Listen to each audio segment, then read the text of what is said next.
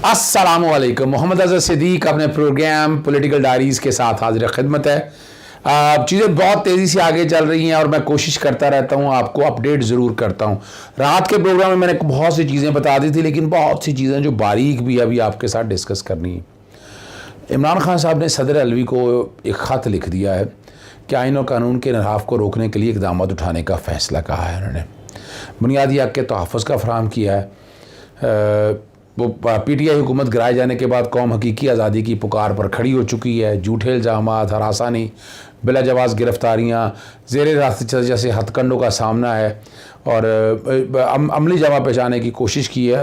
रब्बुल इज़्ज़त ने मुझे बचाया, ये इमरान खान साहब कह रहे हैं, और मेरे कत्ल की कोशिश नाकाम है। और आपसे इल्तमास है कि कौमी सलामती के जुड़े इन मामलों का फ़ौरी नोटिस लें।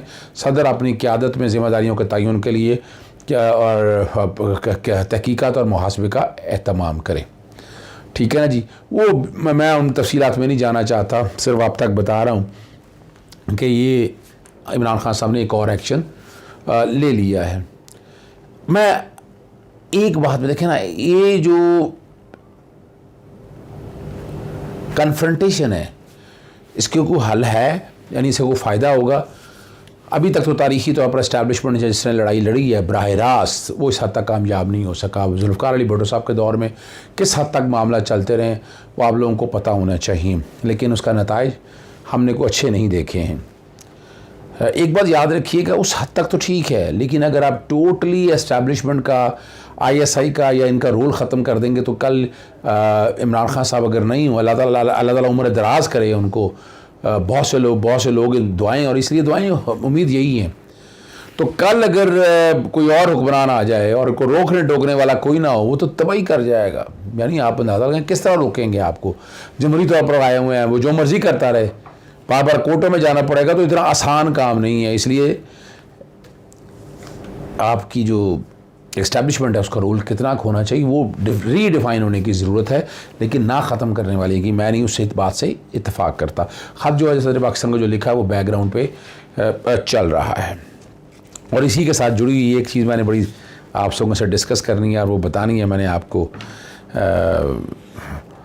एक ट्वीट परवेज़ संधेला जो हैं वो इनके ख़ास आदमी हैं, सोशल मीडिया को मामलात को देखते हैं, वो एक तैयार की उन्होंने ख़ुद ही, जो मेरे पास ख़बर आई है, एक बना के ना, अब वो गोली दिखाते हुए बच्चा भी जानता है कि कार्टून को ज़रा समझिएगा और क्या आप कहना चाहते हैं, ठीक है ना जी। और कंटेनर को उन्होंने बना दिया बुलेट प्रूफ।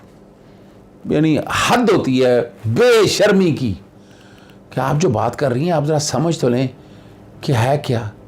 आपने कंटेनर के करीब देखा, क्राइम सीन तो प्रोक्योर क्यों नहीं हुआ, जो जुल्म हुआ वो सारा रिकॉर्ड के ऊपर अवेलेबल है और कोई पूछने वाला नहीं है। इस पे हमारे दोस्त हैं उर्दू पॉइंट में दानिश हुसैन, ये ट्वीट चल रहा है मरियम का, जो बैकग्राउंड पे है वो आप देख लीजिएगा। साथ दानिश हुसैन ने जो वहाँ पर बैठकर जो गुफ्तगू की है, यानी इस बारे में बाकायदा उन्होंने दिखाए हैं, वो सुराख दिखाए हैं गोलियों के जो कंटेनर को लगे हैं। और जो बाकी मैं सारा बता चुका हूँ, क्राइम सीन फिगर दोबारा दोहराना नहीं चाहता, वो ज़रा सुन लीजिएगा दानिश हुसैन क्या कहते हैं। अस्सलाम वालेकुम, मेरा नाम दानिश हुसैन। ट्विटर पर किसी ने मजाकाखेज तस्वीर शेयर की और इस तस्वीर को मरियम नवाज ने भी बगैर किसी तहकीक के, बगैर सोचे समझे रिट्वीट कर दिया। 5वीं जमात फेल को भी यह समझ आ रहा है कि ऐसा कभी भी नहीं होता। 3 फुट हाइट थी इस शील्ड की, जो कि बुलेट प्रूफ नहीं थी। यह फुटेज मैंने वहीं पर बनाई थी जब ये वाकया रोनमा उसके बाद, और इसमें क्लियर है इनके गोलियों के निशान है और उससे साफ पता चल रहा है कि गोली डायरेक्ट लगी है। ये घूम घुमैया कभी भी नहीं होता। तो आप जब इस तरह के फजूल गुफ्तगू करते हैं, तो जब आप कभी अच्छी बात करेंगे तो उसका असर भी ज़ायल हो जाता है। तो जी, दानिश हुसैन ने आपके सामने सारी पोजीशन रख दी है। कमरान खान है हमारे दोस्त, उन्होंने बाकायदा एक ट्वीट किया, वो बैकग्राउंड पे चल रहा है कि वफाकी हुकूमत ने सूबाई हुकूमत को ख़त लिख दिया, मरासला साल कर दिया है, और कि ताख़ीर की वजह से क्या हुआ, अब ये मफरूज़ हम या ये बेवकूफ़ बना रहे हैं। आपका अपना लगाया वो IG क्या हाल कर रहा है, वो आप समझ सकते हैं कि क्या हालात और वाक़यात किस समत पे जा रहे हैं। ये ख़त भी बैकग्राउंड पे चल रहा है। FIR तो दर्ज करनी है और FIR अब ये प्रोग्राम आप देख रहे होंगे उस वक्त तक 24 घंटे गुजरने वाले हैं, FIR दर्ज ही हो गया। अभी तक तो फिलहाल जब मैं प्रोग्राम रिकॉर्ड कर रहा हूँ FIR दर्ज नहीं हुई है। एक और सवाल है जो आपका बहुत अहम है, और वो आपने पूछा कि क्या जो हादर सर्विस कुछ फौजी है उस पर पर्चा दर्ज हो सकता है। जी बिल्कुल पर्चा दर्ज हो सकता है, और ये मैं नहीं कह रहा, बैकग्राउंड पे ये डॉन का एक ये 15 मई को सुप्रीम कोर्ट में एक हेयरिंग थी और FIR दर्ज हो सकती है आर्मी मैन के साथ। ये अटॉर्नी जनरल असलम भट्ट साहब हैं जो नवाज शरीफ के दौर में बात कर रहे हैं, ये उनका है। Attorney general Aslam Bhatt inform the supreme court on Thursday that a first information could be filed against a currently serving army official according to Pakistan Army regulation. He said that this in the hearing of the Malakand missing person case which concerned the disappearance of 35 people from an अपना वो certain region के अंदर, ये वो बताया। और इस पे फिर कोर्ट का जो ओपिनियन बड़ा क्लियर है, ये उसका ट्रायल जो है अब आगे जहाँ चलना है वो तय हो जाएगा, कोई मिलिट्री कोर्ट में जाना है या सिविल कोर्ट के दौरान है। ये बैकग्राउंड पे ये चल रही है। ये सिर्फ मकसद आपके था कि अगर ऐसा होना है, अगर पर्चा मैं और बात कर रहा हूँ कि मुकदमा दर्ज करने के हवाले से चूँकि लॉ बड़ा क्लियर है, आप अपनी मर्ज़ी से कांट छांट नहीं कर सकते। जो दरख्वास्त आई है उस पर उस दरख्वास्त में मुझे सर्टन रिजर्वेशंस हैं। मैं जो दरख्वास्त दी गई है मैं उस दरख्वास्त में कई सुकम देखता हूँ जो मुझे समझ नज़र आ रहे हैं। उसमें कई सुकम हाल जो कि FIR है ना, FIR की तो कोई वैल्यू नहीं है। असल तो इन्वेस्टिगेशन, और सबसे अहम इशू है इन्वेस्टिगेशन करने वाले कौन लोग हैं, वो देखने वाली बात है कि क्या होता है। और FIA को आपको पता है इख्तियार मिल चुका है इमरान खान, शाह महमूद कुरैशी और दीगर रहनुमाओं के ख़िलाफ़। और 505 सेक्शन के तहत जो है ना रियासत मुखालिफ बातों को सामने रखते हुए अवामी फसाद का बायस बनने कार्रवाई का इख्तियार मिल गया है जो रियासती इदारों के बारे में। तो FIA इन एक्शन है, वो क्या होता है क्या नहीं होता वहाँ से आप देख सकते हैं। इस्लामाबाद हाई कोर्ट में इमरान खान के खिलाफ मुबैना जो बेटी है कागज़ात नामजदगी में दाखिल ना करने पर समाअत, ये दरख्वास्त काबिल समाअत नहीं है।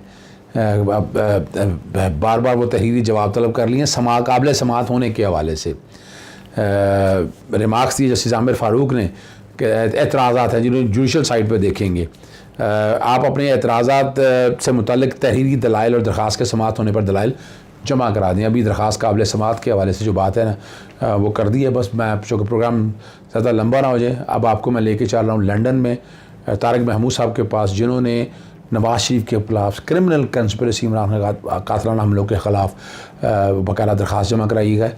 मैं ले चलता हूँ आपको उधर। जी, प्रोग्राम के दूसरे हिस्से में तारिक महमूद साहब हैं लंदन से, बड़ा वाइब्रेंट, हिम्मत वाला और कई मामलात में खुल के बात कर रहे हैं। यानी इनके क्रेडिट में बहुत सी बातें जाती हैं।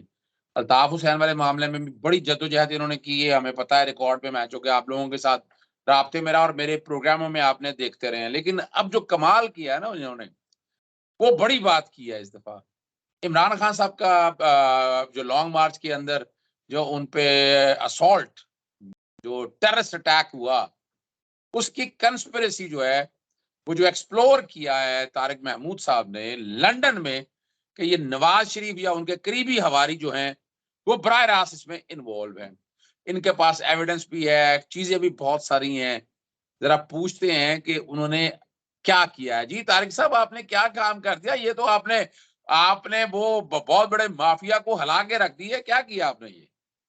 ये सबसे पहले आपको और आपके जितने भी सुनने वाले हैं सबको बहुत बहुत सलाम।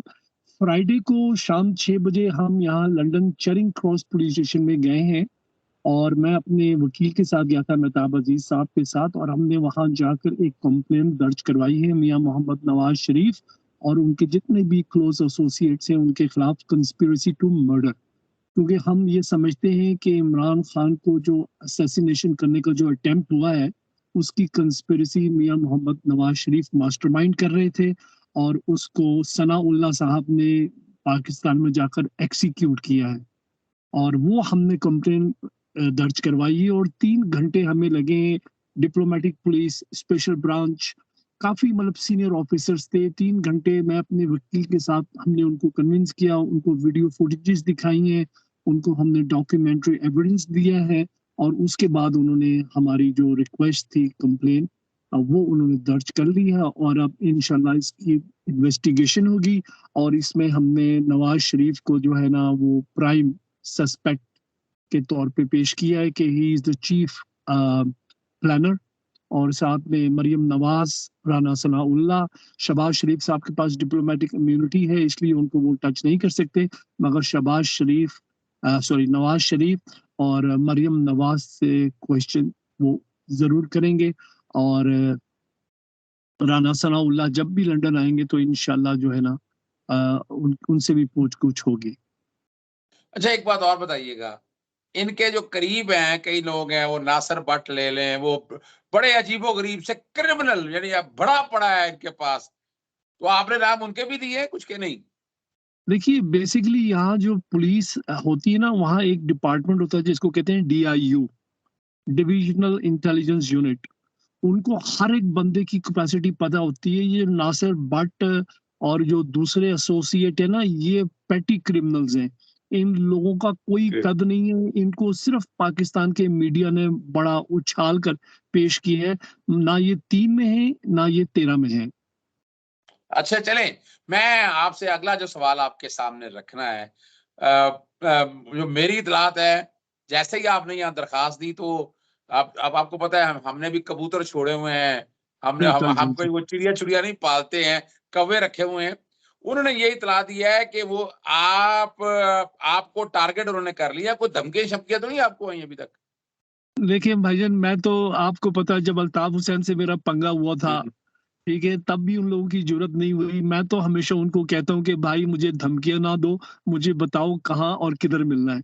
मैं खुद आ जाता हूँ। मैं इन लोगों से डरता नहीं हूँ और मैं पाकिस्तान से मोहब्बत करता हूँ और पाकिस्तान के लिए अगर अपनी जान भी देनी पड़े, तो मैं समझूँगा कि ये मेरे लिए बहुत बड़ा शहादत का रुतबा होगा। नहीं, तारिक साहब, अल्लाह ताला आपको ज़िंदगी और सेहत दे। मैं तो आपको बड़ा पुराना जानता हूँ। वो जी। पैट्रियोटिक फ्रंट के नाम से आप बड़ा काम कर रहे हैं। मुझे ये आखिरी बताइएगा, मेरे पास जो इत्तला है, चलें ये अपना क्या आपके पास तो बाकायदा ऐसी एविडेंस भी मौजूद है कि जिसमें नवाज़ शरीफ ने बाकायदा अपना इंटेंशन और मोटिव शो किया और और वो लोग ज़रूरत पड़ने पर गवाही भी देंगे, शहादत भी देखिए देंगे? हमा जी, जी, हमारे पास आई विटनेस है, जो वहाँ मीटिंग में बैठा हुआ था जब ये कंस्पिरेसी जन्म ले रही थी और मियाँ नवाज़ शरीफ ने कहा था कि जी इसको हमने खत्म करना है, इमरान खान को, और दुनिया जी। जो है वो 10-12 दिन में भूल जाएगी। और वो जो विटनेस है वो अल्हम्दुलिल्लाह उसकी गैरत जाग गई है और उसने मुझे वादा किया है कि वो पुलिस को वॉलंटरली आएगा और स्टेटमेंट देगा। इंशाल्लाह उसकी स्टेटमेंट की स्ट्रेंथ के ऊपर मियाँ मोहम्मद नवाज शरीफ को 100% गिरफ्तार किया जाएगा। अच्छा, यहाँ पर फ़र्ज़ करें अगर ये क्रिमिनल कंस्पिरेसी आ जाती है तो कितनी सज़ा हो सकती है नवाज़ शरीफ को? उन्हें जेल में रखा जा सकता है? Life imprisonment. यहाँ पर जो है ना कंस्पिरेसी टू मर्डर और मर्डर, लाइफ इम्प्रिजनमेंट होती है। तो आपको मिनिमम 16 साल काटने पड़ते हैं। उसके बाद आपका जो टैरिफ होता है ना, वो होम सेक्रेटरी डिसाइड करता है कि आपको कितना काटना चाहिए। 16 साल काटना चाहिए, 25 साल काटना चाहिए। 16 इयर्स मिनिमम टैरिफ मिलता है आपको जब आपको लाइफ इम्प्रिजनमेंट हो। ओके, आपने तो बड़ी खतरनाक बातें कर दी हैं, तो नींदें तो हराम कर दी हैं इंशाल्लाह आपने। जी, हम पाकिस्तान से मोहब्बत करते हैं। और एक चीज़ मैं और आपके इस पे कहता चलूँ कि जी हम पाक फ़ौज से बहुत मोहब्बत करते हैं। हमें बिल्कुल गलत ना लिया जाए, पाक फ़ौज हमारी आन और शान है। काफ़ी सारे मुस्लिम लीग नून के लोग जो है ना वो हमें नाजायज़ तौर पर हम पर इल्ज़ामात लगाते हैं कि जी हम पाक फ़ौज के खिलाफ हैं। हम पाकिस्तान से मोहब्बत करते हैं और हम मुहब्बे वतन पाकिस्तानी हैं। पाक फ़ौज ज़िंदाबाद। लें जी, बहुत शुक्रिया तारिक साहब का, आपने मुख्तसर से टाइम के अंदर सारी पोज़ीशन क्लियर कर दी है। अल्लाह ताला आपको ज़िंदगी और हिम्मत दे। और क्योंकि ये भी एक जो है, जो वीडियो है ना, ये एविडेंस के तौर पर रिकॉर्ड में रहेगी कि आपको थ्रेट्स इंशाल्लाह। भी हैं और आपको कोशिश उनकी है, लेकिन आप जो कि खड़े हैं और असूलों पे खड़े हैं। अल्लाह ना करे, अल्लाह ताला आपको ज़िंदगी और सेहत दे। जी, आपने वो गुफ्तगू सारी सुन ली है तारिक महमूद साहब की, और बड़े जज्बे के साथ, बड़े वलवले के साथ रिकॉर्ड पे मौजूद हैं। इजाज़त चाहता हूँ। अस्सलाम वालेकुम, अल्लाह हाफ़िज़, पाकिस्तान ज़िंदाबाद।